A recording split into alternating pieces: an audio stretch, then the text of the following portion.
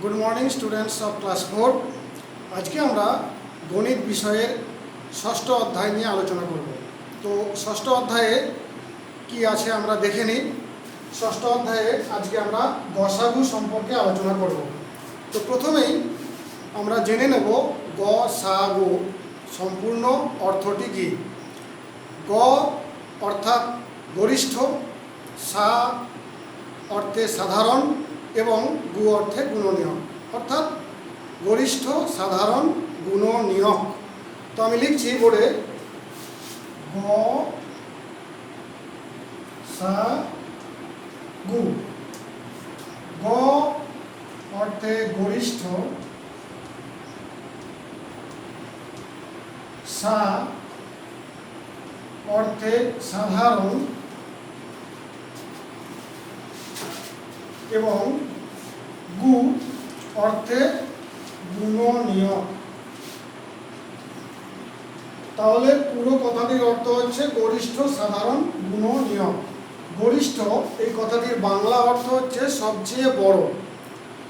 তো আমরা বিভিন্ন উপায়ে গসাগু নির্ণয় করে থাকি, যেমন উৎপাদকে বিশ্লেষণের মাধ্যমে, আবার হ্রস্ব ভাগ পদ্ধতির মাধ্যমে এবং ভাগ প্রক্রিয়ার মাধ্যমে। তাহলে আমরা লিখি যে গসাগু আমরা বিভিন্ন পদ্ধতিগুলোর মধ্যে আমি তিনটি পদ্ধতি উল্লেখ করছি।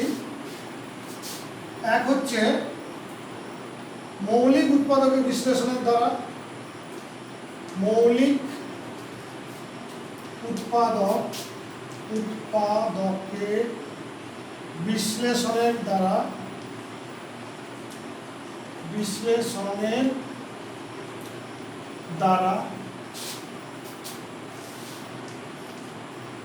দুই হ্রস্ব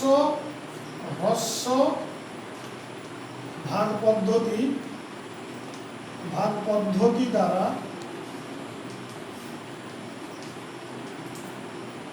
এবং তিন নাম্বার ভাগ পদ্ধতি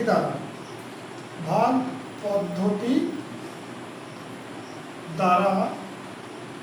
আমরা গরিষ্ঠ, সাধারণ, গুণনীয়ক বার করে থাকি। তো প্রথমেই আমরা আজকে আলোচনা করব মৌলিক উৎপাদকে বিশ্লেষণের দ্বারা। ঠিক আছে, আমি মুছে নিচ্ছি।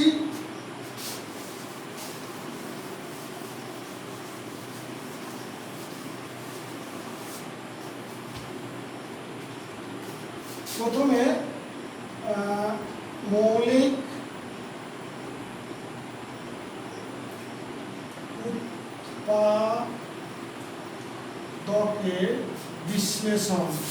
উৎপাদকে বিশ্লেষণের দ্বারা।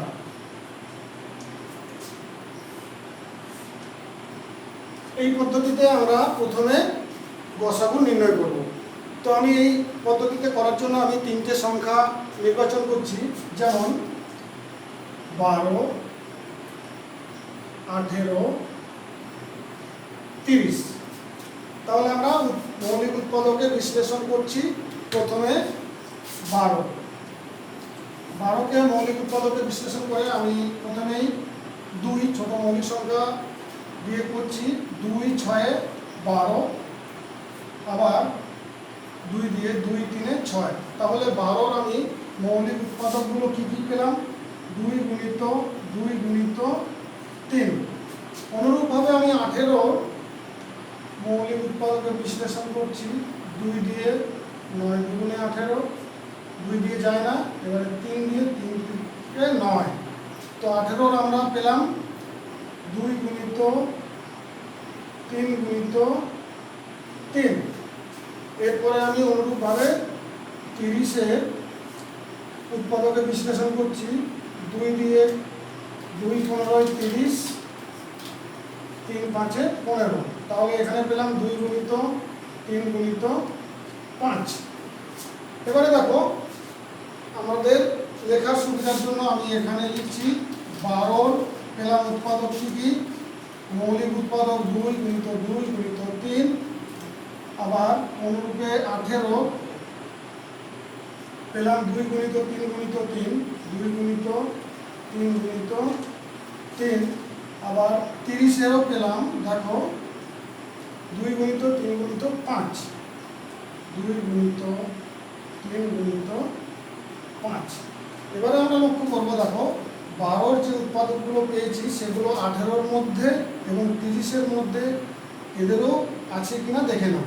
যেমন 12-র আমরা গুণনীয়ক পেয়েছি 2, 2, 3, 18-রও পেয়েছি 2, 3, 3, 30-এরও পেয়েছি 2, 3, 5। তাহলে কোনগুলোর মিল আছে? দেখো এখানে 2 মিল আছে, তাহলে এটি আমাদের পেলাম। আবার দেখো 3, এই সংখ্যাটিরও মিল আছে। তাহলে 12, 18 এবং 30, 12, 18 এবং 30 এর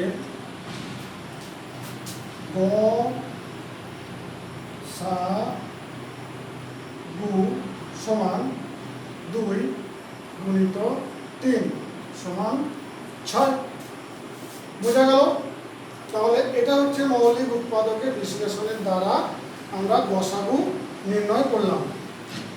এরপর আমি এই পদ্ধতিটা মুছে দিচ্ছি। এরপরের পদ্ধতিতে আমি চলে আসছি হ্রস্ব ভাগ পদ্ধতি।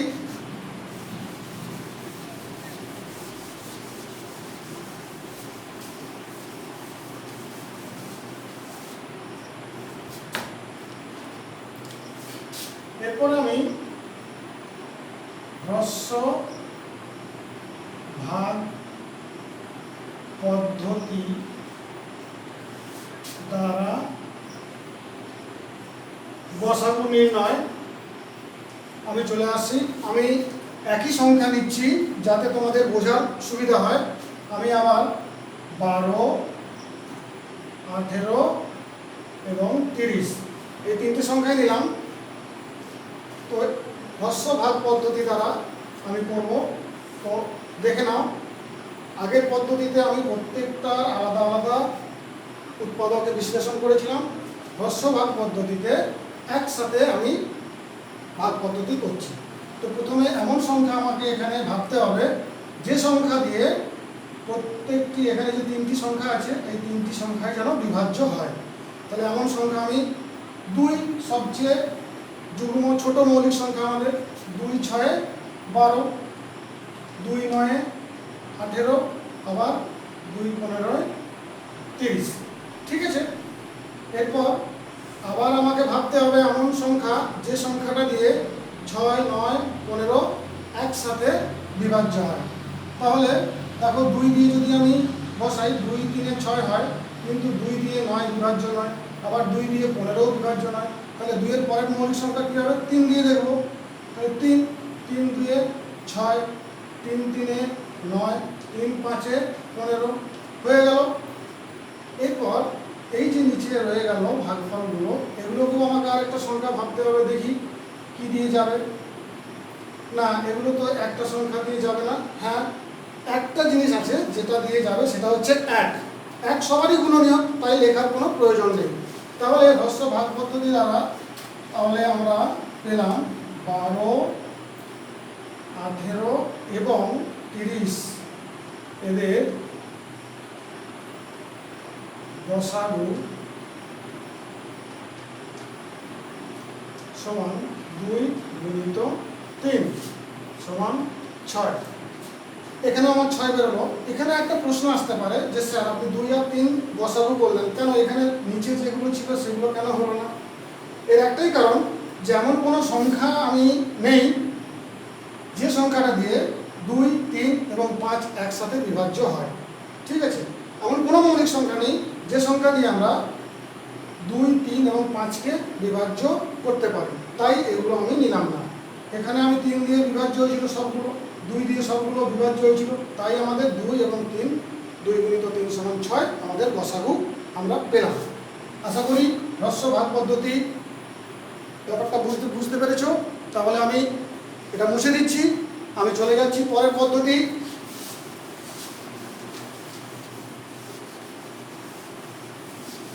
পরের পদ্ধতি ভাগ পদ্ধতি দ্বারা। তো আমি আবার সেই একই সংখ্যা রেখেছি তোমাদের বোঝার সুবিধার জন্য। আবার লিখছি 12, 18 এবং 30। ভাগ পদ্ধতিতে প্রথমে আমি 12 এবং 18 গসাগু বার করব। তাহলে 12 এবং 18, তাহলে 12 দিয়ে আমি 18কে ভাগ করব। দেখো 12 একে 12, 12 দুগুণে 24 হবে না, 12 একে 12, 2 কত দিলে আর 6। এবারে দেখো 6 আমার অবশিষ্ট। এরপর আমি কি করব না, এরপর ভাজক যে এখানে 12, এই ভাজককে আমি নিয়ে আসবো ভাজ্য হিসেবে।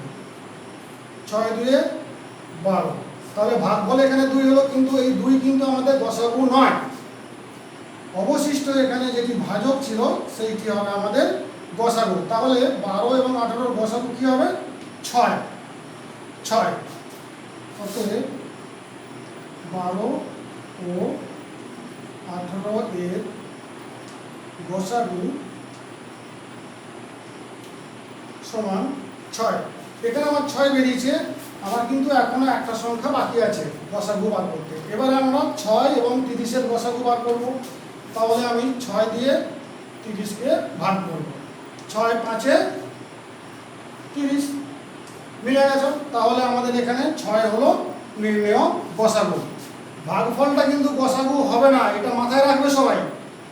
এদিকে যেটি আমাদের অবশিষ্ট ছিল ভাজক, সেটি দিয়েই আমি কিন্তু বাকি সংখ্যাটিকে ভাগ করেছি। এইটি হবে আমাদের নির্ণেয় গসাগু। অতএব আমি লিখতে পারি 12, 18, 30 এর গসাগু সমান 6। অর্থাৎ 12, 18, 30 এর সবচেয়ে বড় সাধারণ গুণনীয়ক হলো 6। বোঝা গেল ভাগ পদ্ধতি। তাহলে আমরা 3টে পদ্ধতি সম্পর্কে এখানে আলোচনা করলাম। এরপর আমি চলে যাব সরাসরি অ্যাক্টিভিটিতে। তোমাদের বইতে নিজে করো 6 তোমরা বার করো। আজকে আমরা নিজে করো 6 শুরু করব। প্রথমে একের দাগে কি আছে দেখে নিই। তাহলে দেখো একের দাগে বলা আছে সাধারণ গুণনীয়ক নির্ণয়ের দ্বারা গসাগু নির্ণয় করো। আমরা এর আগে সাধারণ গুণনীয়ক নির্ণয় করেছি, তাহলে সেই সাধারণ গুণনীয়ক আগে নির্ণয় করব, তারপরে আমরা গসাগু বার করব।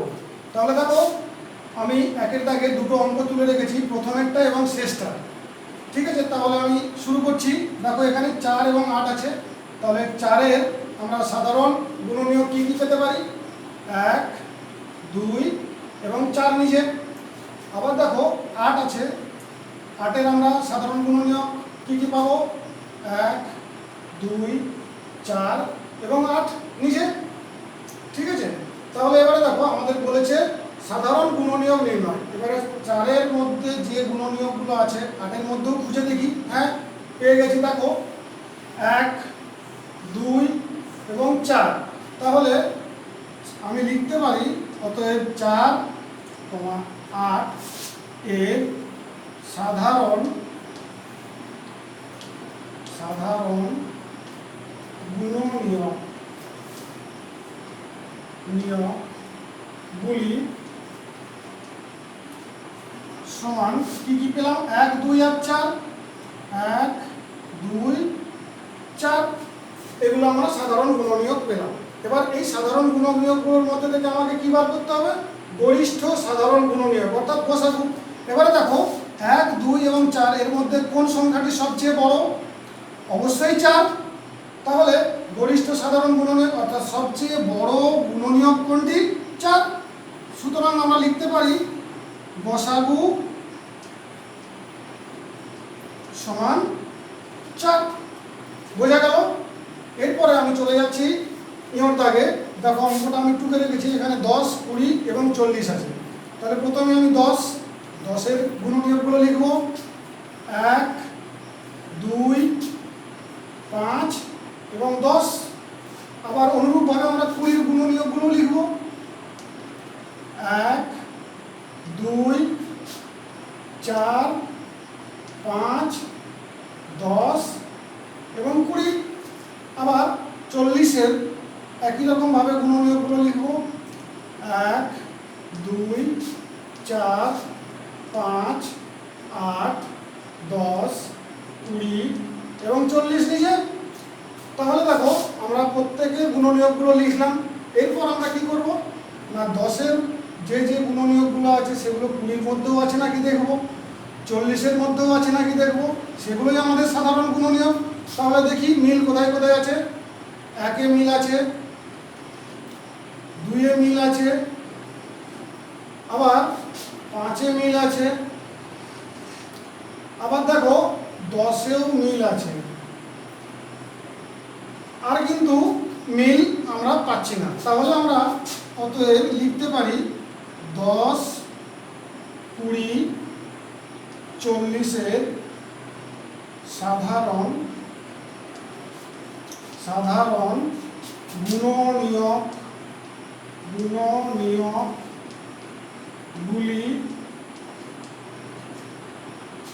হলো কি কি পেলাম, 1, 2, 5 এবং 10 হলো সমান 1, 2, 5 এবং 10।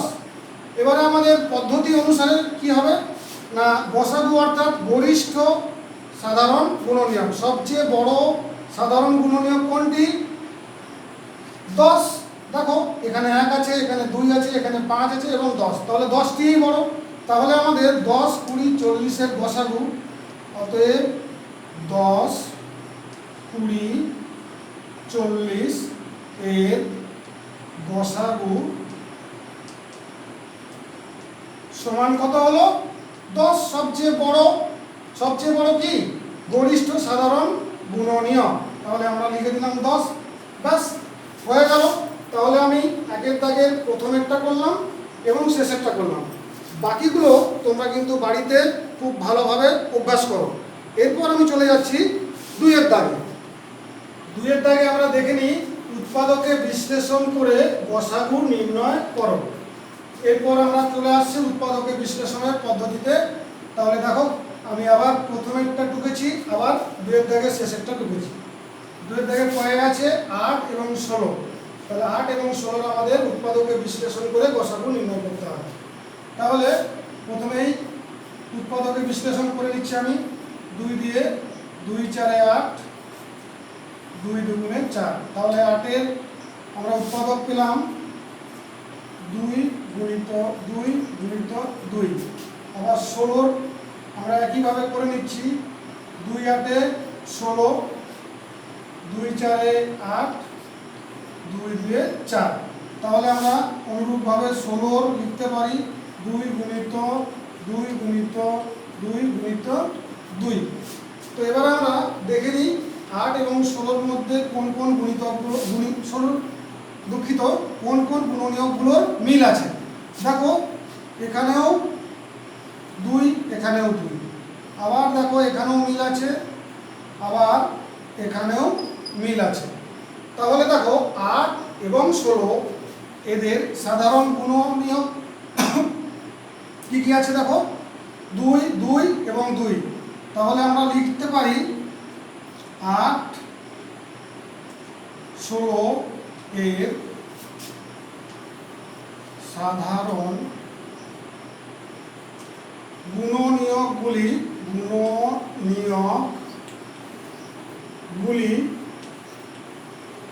কি কি 2 2 2।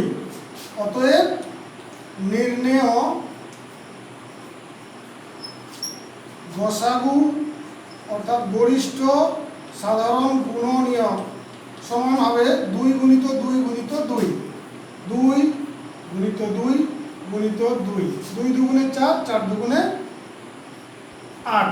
তাহলে 8 এবং 16-র উৎপাদক বিশ্লেষণ করে গসাগু আমরা নির্ণয় করলাম কত হলো 8। অনুরূপভাবে আমরা ইয়োর দাগেরটা করব 75। আগে উৎপাদকে ভেঙে নিতে হবে। তাহলে এখানে কত খাওয়াবো 3, 3 25-এ 75, 5 5-এ 25।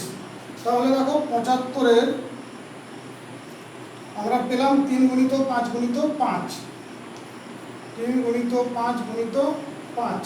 আবার 125কেও আমরা অনুরূপভাবে উৎপাদকে ভেঙে নেব। 5 একবারে খাইয়ে দিলাম, 5 25-এ 125, 5 5-এ 25।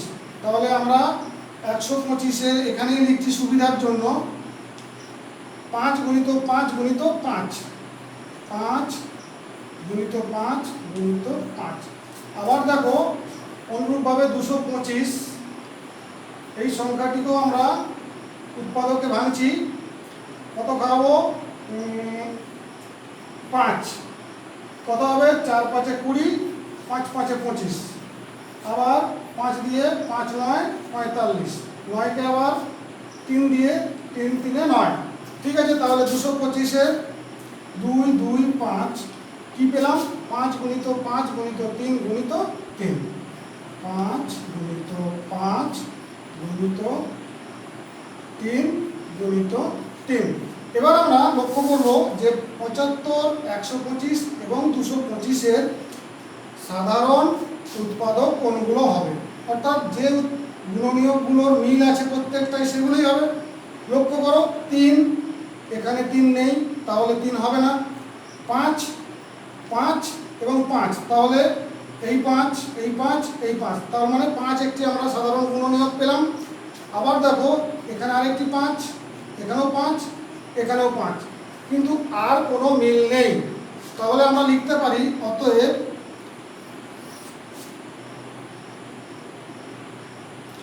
কি লিখব? 75, 125 এবং 225। 75, 125 আর 225-এর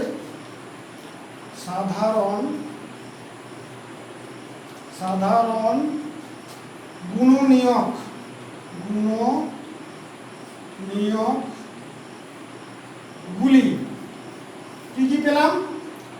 5 5 5 5। অতএব নির্ণেয় গসাগু আমরা কি লিখতে পারি? অতএব নির্ণেয় গসাগু কি হবে? 5 গুণিত 5 কত হবে? সমান 25। 25 হলো। তাহলে বুঝতে পারলে উৎপাদক বিশ্লেষণ করে আমরা গসাগু নির্ণয় করলাম। আশা করি বুঝতে পেরেছো তোমরা। তো এরপর আমি চলে যাব তোমাদের 3-এর দাগে। 3-এর দাগে দেখে নি কি আছে। দেখো আমি 3-এর দাগটা টুকে নিয়েছি, ভাগ পদ্ধতিতে গসাগু নির্ণয়। তাহলে আমরা এখন ভাগ পদ্ধতিতে গসাগু করব। তো এখানে কয়েক দাগেরটা আছে 4 এবং 6। তো আমি 4 দিয়ে 6-কে ভাগ করছি, 4 1-কে 4, 2 অবশিষ্ট থাকলো। এই অবশিষ্টকে দিয়ে এখানে ভাজককে আবার আমি ভাগ করব, 2 দিয়ে 4।